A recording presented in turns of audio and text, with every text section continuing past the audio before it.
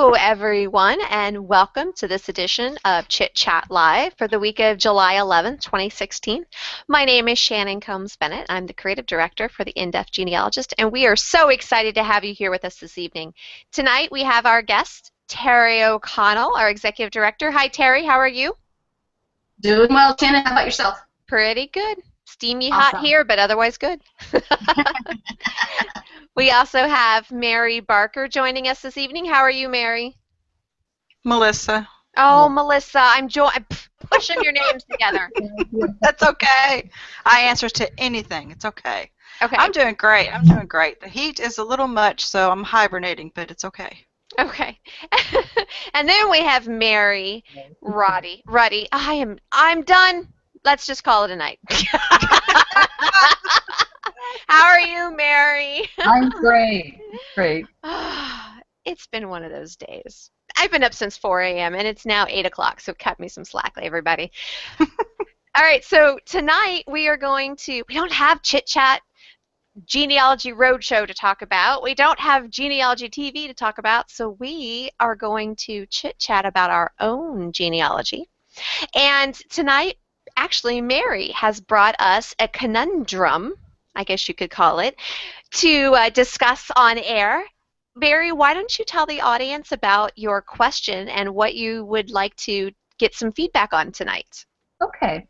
I have some papers, some letters, and other things that my dad gave to me a long time ago in a folder, and I wrote a blog post last week about some census records that my great-grandmother was on, and so I found this pile of stuff, and mostly so I could kind of confirm what I knew about these census records, but there were a bunch of other things in it, including a really interesting letter where someone talks about my fourth and third and second great-grandfather. And so I wanted to know more about this and be able to share it with my cousins because I thought they would like it.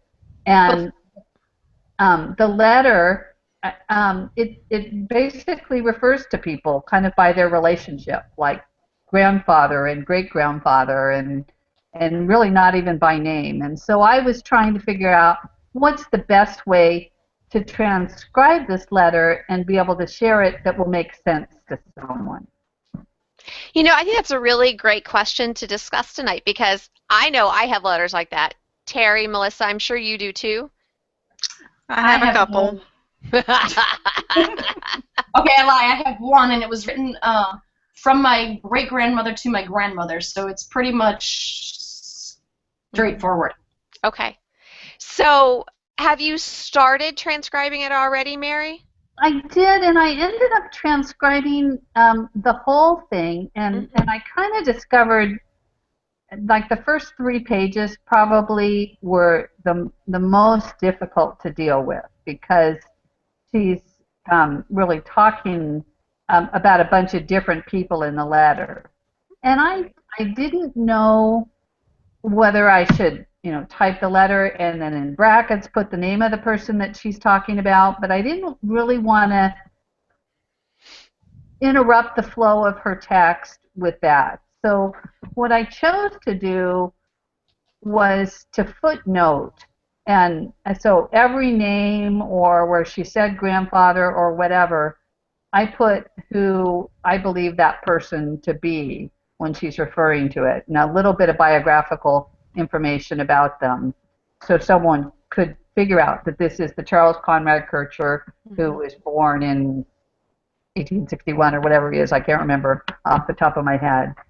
I think that's a great idea because that was going to be something I was going to suggest is that if you didn't want to interrupt the flow of the letter, that you footnote it or mark the names in some way and then have either endnotes or footnotes or even a charted family tree at the end where you then have those symbols relating to the people. Right.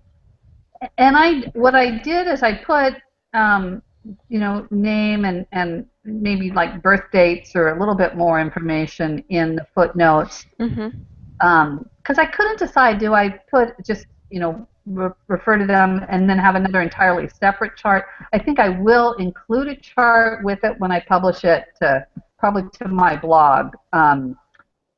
and it would be available for the public to see as an example of how to do this kind of a project, and then for my siblings and my cousins to be able to read and learn more about their ancestors. So, Go ahead. so Terry, Melissa, do either of you have a comment? Well, it's funny you asked that because I haven't really thought about this in a while. But did you do ProGen, Mary? I am in ProGen right now. Okay. I get much of it. I believe the final project is your family narrative. Well, it's like the final 2 projects. Uh-huh. And in it, I did a very small family. The whole year I focused on this very large family, and for the family narrative I did a very small section of the family because I thought, a family with 14 kids, it's just too much. I don't want to commit that much time to it right now. But I believe in that. I footnoted, all the relevant information, but there was other stuff in there as well, like who was who, that I put in the footnotes. Because it was necessary to tell the story. Mm-hmm. Right. So I'm with you on making sure you use those footnotes for, not just giving your source information, which, okay, the letter, it's a letter. Your source information is the letter. It's in your hands.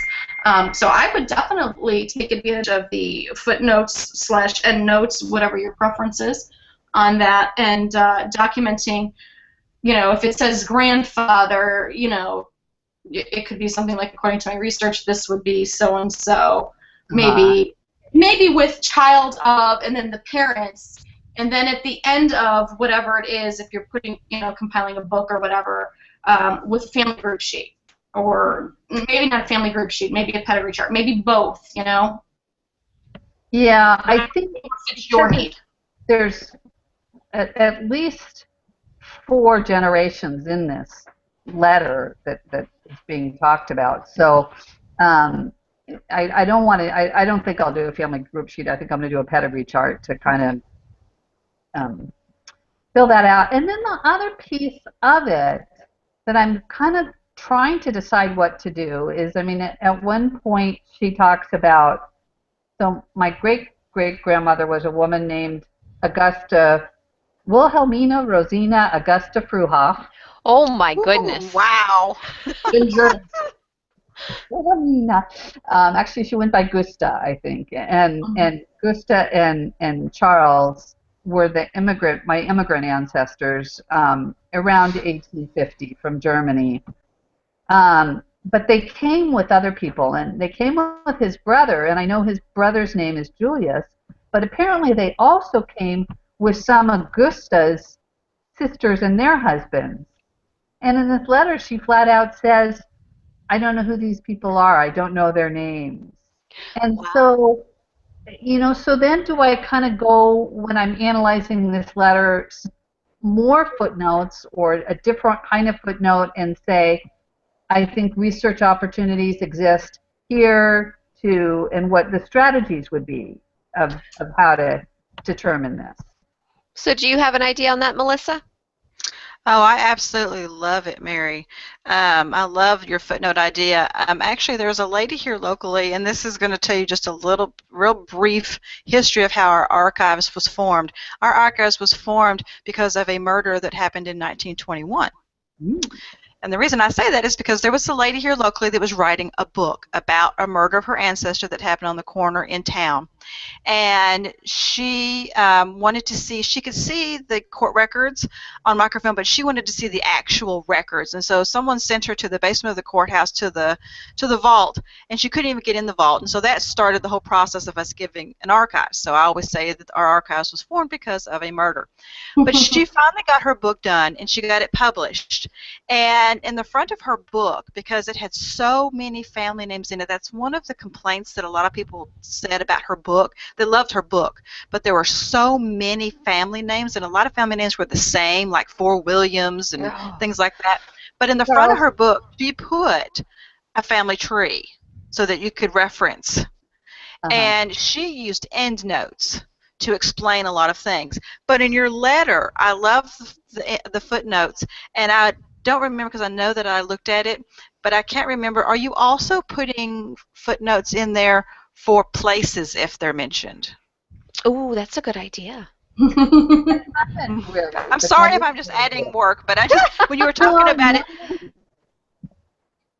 I like that idea. Thanks. That is a great idea. because I thought if it mentions like a home place or something, then in your footnote you might could say, you know, even put an address if you have it from a city directory or something like that. You know, because your audience is really going to be your family. I mean, I know you're talking about publishing it on your blog or some other way, but your family is the one that you want to benefit from your information and your research. And so I love the footnote idea, and I think if you would also add stuff about places, or I mean, I would dissect that letter, and it's really given me some ideas because I don't have letters. The only letters that I have are my father's Vietnam War letters to my mother, and they're all this, I love you, I miss you, I miss you, you know, and it's wonderful. But you know, there's no family stuff in there. It's so I'm envious of anyone who has letters like this. And so if I had letters like that, I would dissect the thing to death and use footnotes. And so, but I had never thought about that honestly on a letter. And so I really am applauding you. That's awesome. That's a good compliment coming from an archivist, just so we're clear.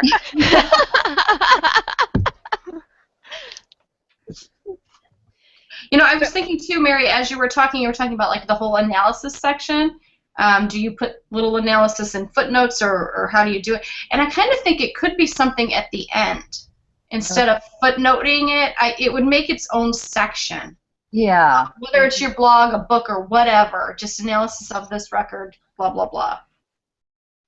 Yeah, I kind of like it. If I think that it was sort of where I was leaning to do it at the end. I'll do the whole letter, and then if someone wants to stop reading, but if someone may be captivated enough to then say, well, I want to know more about these people. And if I throw out there, well, I know this little bit about Wilhelmina's family, and so you could do this research in southern Illinois. I mean, that's the place that they referred to in the letter. Now, what exactly does that mean? And interestingly, there was one part in the letter where these families are coming on the ship, and some of them decide that they're going to go to Illinois. And my great-great-grandfather said to my great-great-grandmother, "You will never write to them." And he never did. And Wow. and so, why did you write to them? And I know who they were. Yeah. Because it was traitorous. Mm. They were traitors, man. They left. That was not the plan. Yeah. That was not the plan. Wow. I got nothing to say on that one, except families are special. They are special.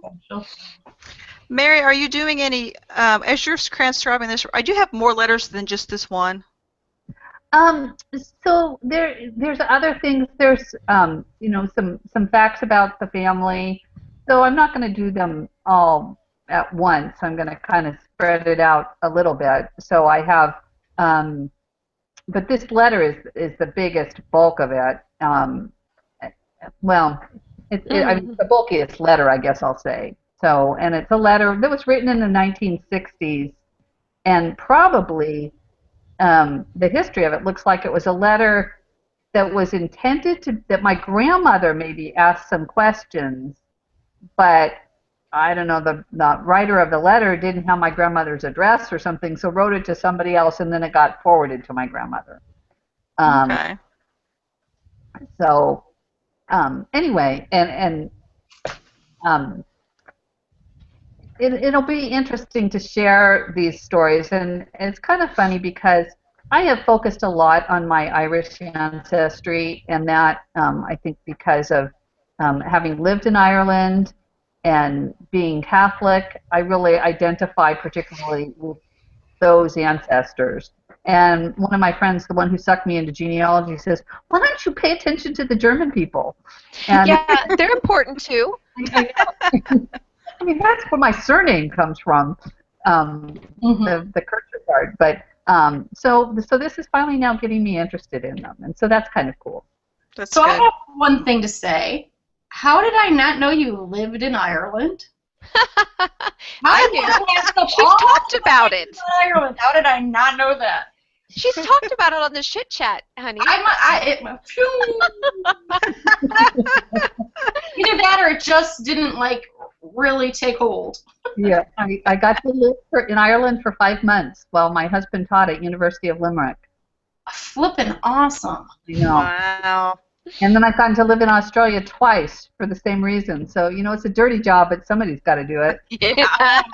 Awesome. That's wonderful. I mean, really to go to these other countries and not just visit, but to really immerse yourself into them. That's wonderful. My kids went to school there. I was on the parent board at the school. I volunteered in a classroom there. So I really got to learn a lot about Ireland. That's amazing. I can only wish. No.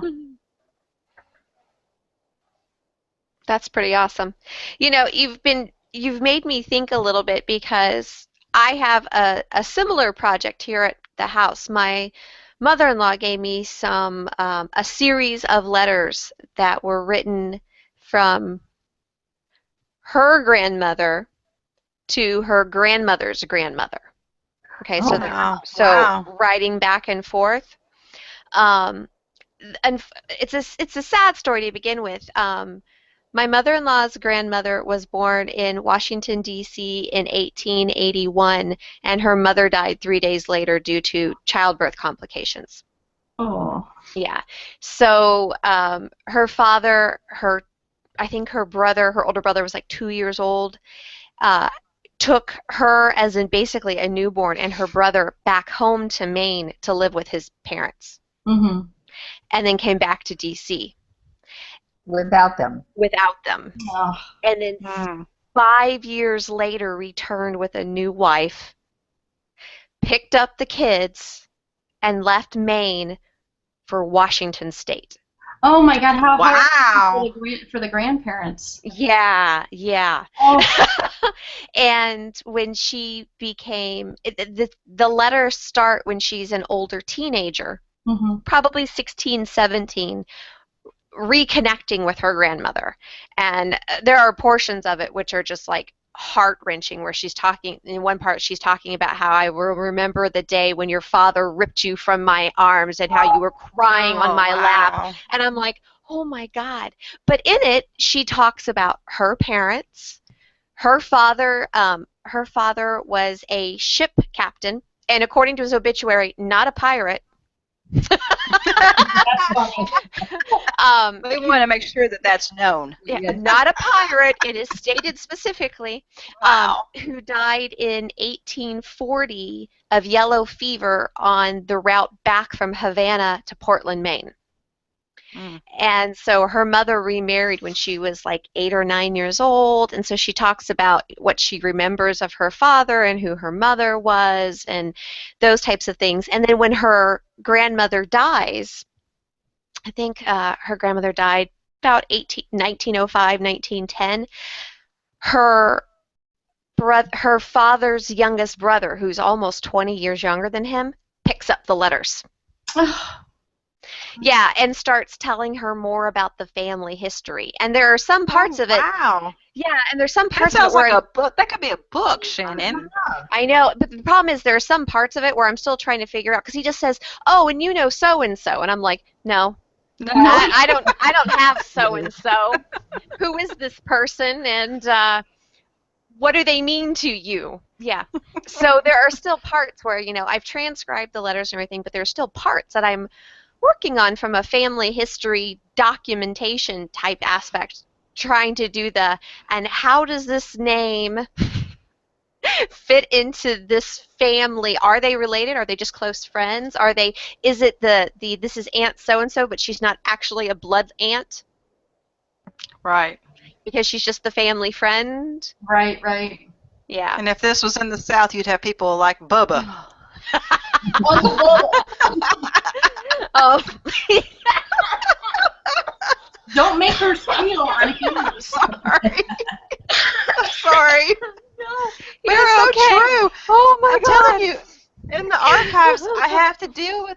on legal documents. There are people called Bubba. Okay, remember, I live in Virginia. I know. But I may it's live crazy. in Northern Virginia, but I do see other documents. I mean, there's people like Screwdriver. It's just craziness. Yeah, Terry's giggling, but there sure are. Hey, I got West Virginia folks. Virginia. West Virginia was a part of Virginia. I understand completely. Yes. Believe me. Did I not tell you? Okay, I'm gonna tell the story on here. When we went to West Virginia, this is hysterical. We were driving through West Virginia last spring, going from Charleston, South Carolina, up to Kent to pick up half of Becca's stuff the week before she got out of school. So we made a little road trip out of it. Well, we went to Blacksburg, Virginia, because I believe I have the line that goes into there, but that's neither here nor there at this point. That night at the hotel, we were talking about my second great grandparents' home and how it's just falling apart. And every time I go through there, I drive through to see the house. And he's like, well, how far is that from here? And I was like, it's about an hour, hour and a half. And he was like, well, let's go. And I was like, oh, okay. So, road trip. I never had an address for the house. Somebody has always taken me. So, and even when I started doing family history, my grandmother would say, she's like, you don't need a home address to mail it to West Virginia, honey. If you just, write a letter to the Richmonds in Stanford, West Virginia, it'll find its way to somebody. And I was like, old lady, you are out of your cotton picking mind. I'm not sending a letter to Stanford, West Virginia, and it's going to end up anywhere. Anyhow, we're driving through the mountain. Okay, and I'm looking. I'm like, okay, I know it's going down the mountain as you turn. So I'm driving. I'm telling Al, look right. We're looking for a big white house that doesn't look like it belongs there because it was the first two-story home in the area. Well, we drove right through Stanford. It's like a mile long, and I'm driving, and I find a store. So I pull over and I'm like, okay, I'm going to go in the store and ask. I pull up my website and I'm looking for the picture of the house so I can go and be like, do you know this house? Can you tell me where it is? Because again, it's a small town, right? Somebody's going to know. Yeah. So I go in and he's yelling at me, it's a liquor store. You're not going in the liquor store, dear. Yes, I am. It's the only store we found. I'm going in. And it's the middle of the day. It's not like it was midnight or something. So I go in and there's a lady at the cash register and I'm finding the thing still and I'm like, listen, I'm looking for the Richmonds home, blah, blah, blah. Do you know the Richmonds at all? And she's like, no. But she's like, but if anybody does, that guy walking across the street, he's going to know. Awesome. Yep. So she opens the door and yells out, hey, Baba!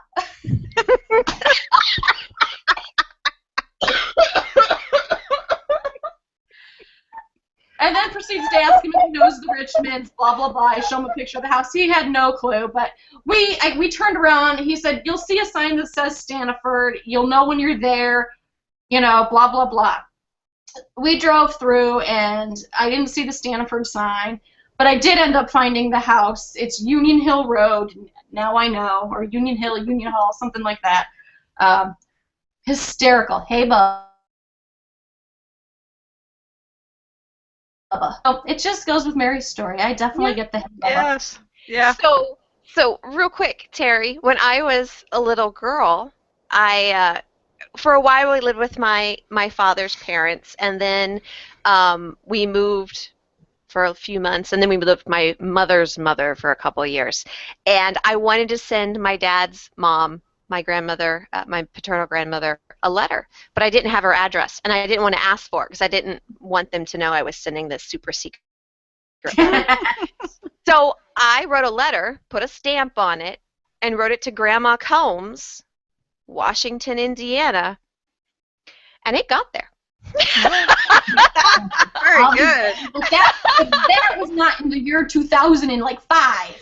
Okay, no, it was like 1982. Okay, when I was talking about when my grandmother was in the 2000s, she was like, just write the letter, and I'm like, you're out of your cotton picking mind, I ain't doing it. I still think in Washington, Indiana, you could still do that. Probably could, and you probably could in Stanford as well. But I was just like, city girl here, it just makes no sense. Yeah. Rich, Yeah. I mean, It's all, which Richmond house are they going to bring it to? Big white house. Hannaford, West Virginia. You're killing me here. Oh my God. My grandmother was a riot. She had that belly shaking laugh that would just crack us up. We have a video of her and her sisters telling stories, and it's a riot to watch, just to see them sitting there like this.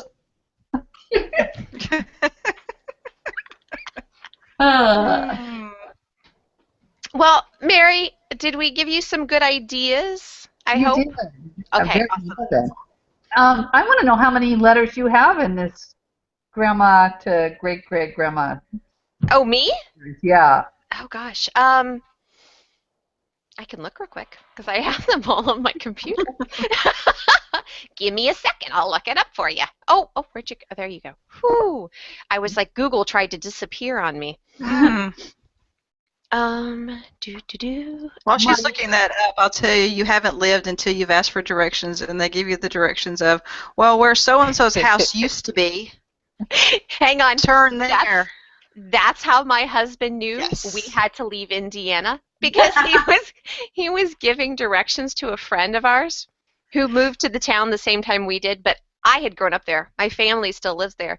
And he told her, what you do is you just go down past where the old Kmart is. And she said, there was a Kmart in this town? It hadn't been a Kmart for 15 years at that point. That's It had gone through 3 other stores since then. And I said, well, at least you didn't say go past the old burned down oak tree that's no longer there. Right. Which was another key direction. That's hysterical. Oh my gosh.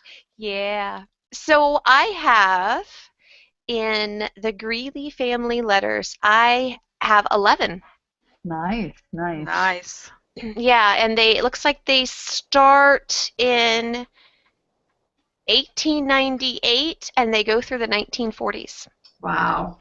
Wow. Mm-hmm. Great. A lot of them, well, not a lot of them, but some of them I actually have online transcribed on my blog because I put them out there when I was trying to figure out who these people were, thinking if somebody went out and read it and Google searched type of thing for some of these names, maybe they'd leave a message. Hopefully. Yeah, that's what I'm hoping to find, these Fruhoff brothers-in-law. Yeah. The other really cool one I actually kind of have 2 really cool ones, is I have a letter that was written, to me, she would be like a 3rd grade aunt. I think so she's not like in my direct line, but she's the sister of my 2nd great grandmother. And it's a letter that my great grandmother got later in life, because it's not written to her, but somehow she ended up with a copy of it. And it was written to this woman's great nephew. So it's this roundabout, he's in my family line on a collateral line, and somehow she ended up with this letter after somebody died or somebody gave it to her. But it was written in the 1870s, and it is her recollection, as she calls it, of the family tree, going back to I don't know how this will. She must have had the family Bible, because I couldn't have remembered every single child and who they married for like 4 generations, and in some cases who those parents had with kids and whose theirs kids were in some instances, and who died young and what they died of, and who moved out west and they never heard of again. That is a treasure. Yeah. So needless to say, that was one of my first big projects, when I found this letter in an envelope. My aunt, my dad's sister, sent me. She's like, so you like genealogy? This was like 6 years ago. Here's all the stuff I have. And it was a thick envelope that came into the mail to me. And here was this photocopied letter that her mother had. God knows where the original is now, but so all I have is this photocopy. And that was one of my first family tree projects. Got the pencil. Wow. Let's diagram this. Yeah. But yeah, things like that, I think, I wouldn't necessarily, I guess some of it I could use as factual information because she would have firsthand knowledge of those people, obviously, like her own siblings and her parents, possibly her aunts and uncles. But I don't know how much faith, unfortunately, most of it's proven to have been true through my research, but at the time I didn't know how much faith I should put into a family letter of that sort. And I guess that's the thing that a lot of genealogists have to figure out, what do you take at face value? Or do you take any of it as gospel, I guess? Or do you have to research it all? And if you can't find the answers, do you qualify things like this in your family tree and your research as from a letter? Or what do you guys think? Well, it's definitely a good point you bring up because I have a letter from one of my grandmother's aunts, and I'm not sure who she wrote it to, but it was family history related, and the paper, I think, turns many different ways with many different stories into it. And one of the stories is that one of my grandmother's relatives was a Rough Rider with Teddy Roosevelt. He was born with this name. He's buried under this name. And they're adamant that he was a Rough Rider. How cool is that? Mm-hmm. I thought it was pretty darn cool. Well, here's the problem. When you look up information on the Rough Riders, there's only a small group that were true Rough Riders with Roosevelt. Mm-hmm. Yep. I believe they were from the New York, New Jersey area. They weren't like the Pennsylvania area, Ohio area where this family is from. So maybe he was a Rough Rider, but he wasn't a Rough Rider with Roosevelt. But I have nothing on this guy. I've found nothing. So, and I haven't put a lot of time into him either, because I think I would probably have to go to whatever state they were living in at that point to really look for more. So it's just like family lore. It's family lore that was written down. Right. Yeah, I tend to treat letters and diaries, things like that, as a guide. Yeah. Because just like Terry said, family lore, family stories, stories passed down in families. It could have gotten messed up over time, and the story that's being retold in the letter or in the diary may not be accurate. Mm-hmm. And often those stories, there is a kernel of truth, but they belong to somebody else. Yes, there was somebody who was a Rough Rider, but I mean, with one of my great-great-grandfathers, I mean, the story was that he was sent on a convict ship to Australia. And as I got into researching this, I find him living in New Jersey with his siblings and his mother, and if he had, and at an early enough age that there's no way he committed a crime in Ireland, been sentenced to transportation, gone to Australia, done anything of a sentence, and then show up in, of all places, New Jersey. I mean, he would have gone to California because of, if you're in Sydney or Tasmania, you're not going to go to the east coast of the United States. You're going to go to the west coast. And so I didn't, that was the family lore. When I find him eventually in California, because he did go there, I find one of his neighbors, and the neighbor and his wife both were born in Ireland. Their first two kids were born in Australia. Yeah. And I think the only thing my ancestor stole was Patrick Guilfoyle's story. And so, again, there's a kernel of truth, but it's not necessarily about the people that it gets attributed to. Exactly. I've given Melissa my cough. Yeah, you did. Sorry. Virtual cooties. It happens. I don't know why, but I'm thinking back to a Who Do You Think You Are episode, because I'm thinking about manuscript collections, and they contain letters and diaries. Do you all remember Tim McGraw? when they found his ancestor mentioned in George Washington's journal. Yep. Yeah. Yes, and at the time I thought to myself, well, the only reason why that they know that that person is even in there is because everything of George Washington has been transcribed. Right. You know,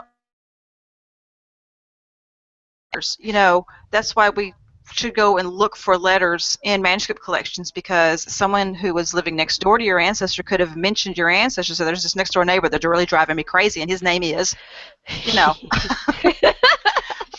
and so that's Get off the lawn. right. No Pikachu out there for you. Hey! No offense to you, because it's just that's what it's going to be 100 years from now. You're talking about a Pikachu. What's a Pikachu? I have a picture. My son needed the picture of him with his little Pokemon Go Pikachu, so shush. Too funny. It's it's kind of the people who print out what are those things called? On Facebook, you can print out your social book. Oh yeah. And maybe those are going to be the future of diaries, where you print out your timelines as these social books year by year, so you know what you've posted and thought and made comments to. It's kind of like, are we going to, my husband, since he's in IT, periodically we have this conversation about, it used to be you wrote a letter every few weeks. And so you'd have a small collection of letters over your lifetime, right? How long has email been around, and how many do you write in a day? Yep. Some of those could be interestingly curated in the future. But, it's one of those, maybe I'm going a little too far off the deep end here, but I think it's, as technology and society changes and morphs, I think more and more and more about how future generations are going to have to change how they see and what they do and how they research, since we now are capturing literally life as it happens and not retelling it in a letter. Does that make sense?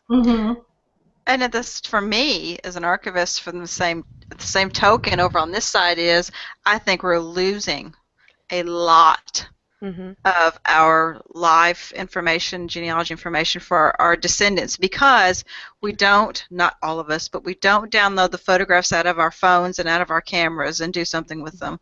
We don't print out or do something with emails to save them. That's why you have a server room. Doesn't everybody have one of those? No. It's in the cloud, right? It's in the cloud. It's in the Right? cloud. But, I see us losing a lot because, back when it was letters and journals and you had to write everything down, it just seems more permanent because we're still researching in them. I dare say it's going to be more difficult as we go on. I agree. Well, and here's the the opposite thing to think about it is everything you put online is permanent. It never really goes away. If you know how to find it, if you think you delete it, there's very few ways that you can really delete it from the internet. Trust me, I hear this lecture to my children. The internet is permanent. I think it's more of a scare tactic. But my husband does have a point, though, in that, especially if you are a person in certain places, certain fields, certain jobs, we may be losing more of the everyday people. Like that sort of the memories, the journals and stuff. But I think we're going to have more than sometimes what we can deal with when we're talking about not only those people who are in places of power and importance, but anybody who becomes tech savvy and takes full advantage of backups and hard drives and digital resources. Those people are going to be, I guess, the future, of the proliferant letter writers from the past.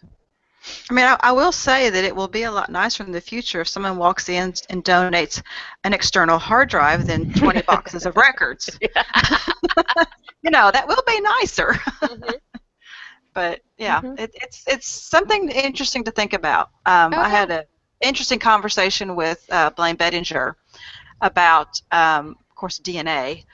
But from an archivist standpoint, there's going to come a time where when records are donated, within those records, are there going to be DNA results? Mhm. And if an archivist is faced with having to archive these records, do they come under the HIPAA laws? Depends. And then how do we archive them? There's a lot of questions.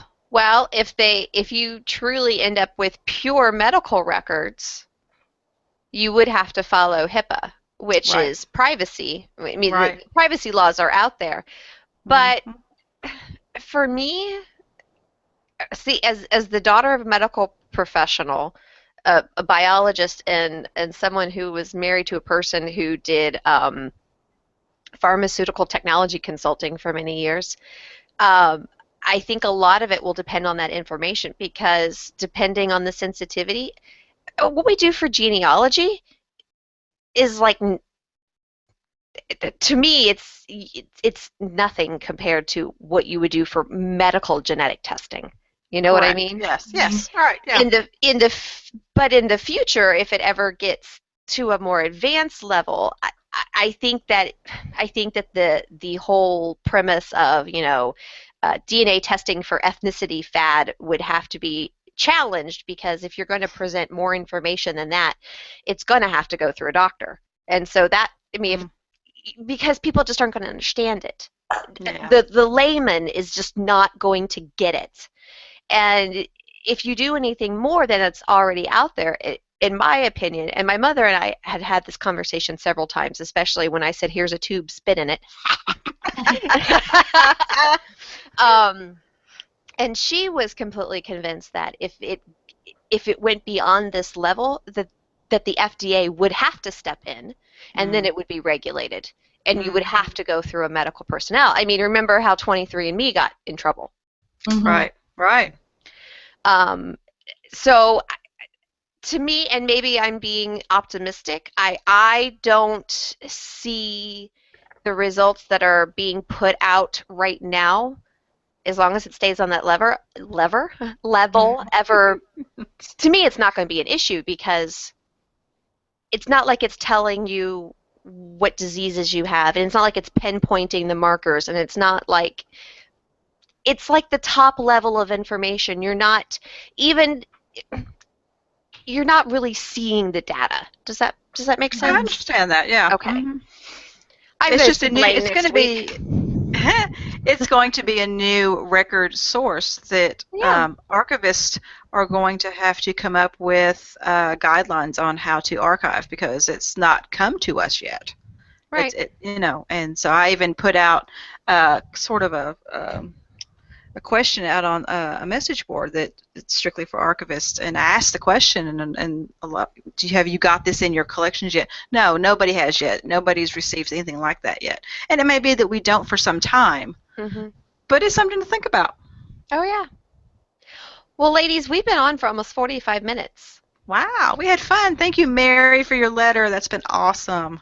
It was really fun doing it, and I really appreciate your input. So hopefully, I do Sunday stories and Tuesday tips. So hopefully this Sunday I'll put it up on the blog. You have a weekend of work ahead of you. I do. All right, ladies. Well, thank you again for joining us. All of us here at IDG really appreciate you taking the time out of your evening to have a chit chat with us.